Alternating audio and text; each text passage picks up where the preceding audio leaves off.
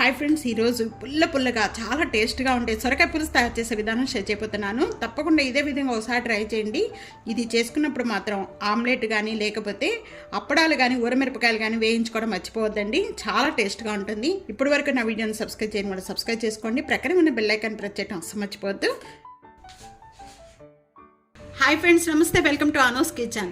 ఈరోజు పుల్లగా చాలా టేస్ట్గా తింటుంటే ఇంకా తినాలి అనిపించే సొరకాయ పులుసు తయారు చేసే విధానం షేర్ చేస్తున్నాను అండి. ఈ సొరకాయ పులుసు తయారు చేసుకోవడానికి రౌండ్ సొరకాయ అయితే చాలా టేస్ట్గా ఉంటుంది. అది దొరికితే మాత్రం దాంతోనే చేసుకోండి. అది దొరకకపోతే లాంగ్ సొరకాయతో తీసుకోండి. ఈ సైజులో సొరకాయ కట్ చేశాను. కొద్దిగా కొత్తిమీర, 2 రెమ్మల కరివేపాకు, 1 టమాటా, మీడియం సైజు 1 ఆనియన్ లాంగ్గా కట్ చేసుకోవాలండి. అనేది చాలా టేస్ట్గా ఉంటుంది. కొద్దిగా వెల్లుల్లిపాయ రెబ్బలు, కొద్దిగా నిమ్మకాయ అంతా చింతపండు ఈ విధంగా నానబెట్టేసుకొని పక్కన పెట్టేసుకోండి. ఇప్పుడు తయారు చేసే విధానం చూద్దాం.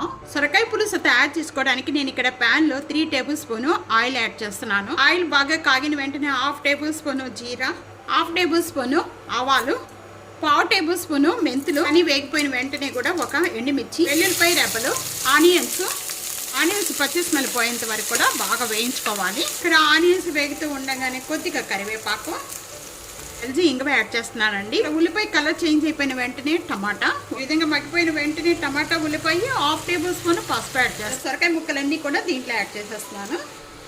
1 టేబుల్ స్పూన్ సాల్ట్ యాడ్ చేస్తున్నాను. తర్వాత కూడా చూసుకొని వేసుకోవచ్చండి. ఈ చింతపండు అంతా కూడా జ్యూస్ అంతా కూడా వీటితో పాటు యాడ్ చేసేస్తున్నాను. చింతపండు జ్యూస్ అంతా యాడ్ చేసిన వెంటనే కూడా ఈ ముక్కలన్నిటి కూడా బాగా కలుపుకుందాము. ఇక కొత్తిమీర కూడా యాడ్ చేసేసుకొని దీనిపైన మూత పెట్టేసుకొని ఒక 5 మినిట్స్ వరకు కూడా మీడియం ఫ్లేమ్లో మగ్గించేసుకుందాం. ఈ ముక్కలంతా కూడా మగ్గిపోవాలండి. ఈ చింతపండుతో పాటు వాటర్ అప్పుడే యాడ్ చేయొద్దు. మధ్యలో కలుపుతూ ఉండండి. 3 మినిట్స్ అయిపోయాక ఇప్పుడు ఓపెన్ చేద్దామండి. అనపకాయ ముక్కలంతా కూడా కొద్దిగా బాగా లైట్గా ఉడికిపోయాయి. ఈ విధంగా ఉడికిపోయిన వెంటనే ఇక్కడ పచ్చిమిర్చి యాడ్ చేస్తున్నాను. పచ్చిమిర్చి ఈ పులుసుకి అనేది ఎక్కువగా తీసుకుంటే చాలా బాగుంటుందండి, టేస్ట్గా ఉంటుంది. ఒక 1/2 గ్లాస్ వాటర్ యాడ్ చేస్తున్నాను. తో పాటు ఈ ముక్కలు కూడా ఇంకా బాగా ఉడికిపోతాయండి. ఈ టైంలో కొద్దిగా సాల్ట్ అనేది సరిపోయిందా లేదా అనేది చూసుకొని వేసుకోవచ్చు.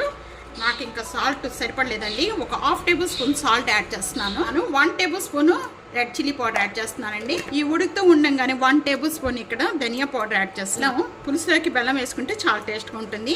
మీడియం ఫ్లేమ్లో పెట్టుకొని ఇంకొక 3 మినిట్స్ కూడా ఉడికించేసుకుందాం. మొత్తం గ్రేవీ అంతా చిక్కపడే వరకు ఉడికించుకోవాలండి. ఇప్పుడు 5 మినిట్స్ అయిపోయిన వెంటనే ఇప్పుడు ఓపెన్ చేద్దాం. ఇక్కడ కలర్ చేంజ్ అయిపోయి వెంటనే కూడా ఈ విధంగా అంతా కూడా బాగా ఉడికిపోయి గ్రేవీ అంతా కూడా చిక్కపడిపోయింది. ఇంకా స్టవ్ బంద్ చేసేసుకుందాం. సొరకాయ పులుసు రెడీ అయిపోయింది. సర్వింగ్ ప్లేట్లో తీసేసుకోవచ్చు. దించే ముందు కొద్దిగా కొత్తిమీర యాడ్ చేస్తున్నాను. వేడి రైస్లోకి అప్పడాలు కానీ లేకపోతే ఆమ్లెట్ కానీ దీంతో పాటు తీసుకుంటే చాలా టేస్ట్గా ఉంటుంది. తప్పకుండా ఇదే విధంగా ఒకసారి ట్రై చేసి మీకు ఎలా ఉందనేది నాకు కామెంట్స్లో తెలియజేయండి. ఫ్యామిలీతో ఫ్రెండ్స్ వీడియోని షేర్ చేస్తూ వీడియో లైక్ చేస్తూ ఉండండి. ఇంకా ఎన్నో రకాలైన వంటకాల కోసం అనూస్ కిచెన్ సబ్స్క్రైబ్ చేసుకోవడం మర్చిపోవద్దు. Thank you for watching.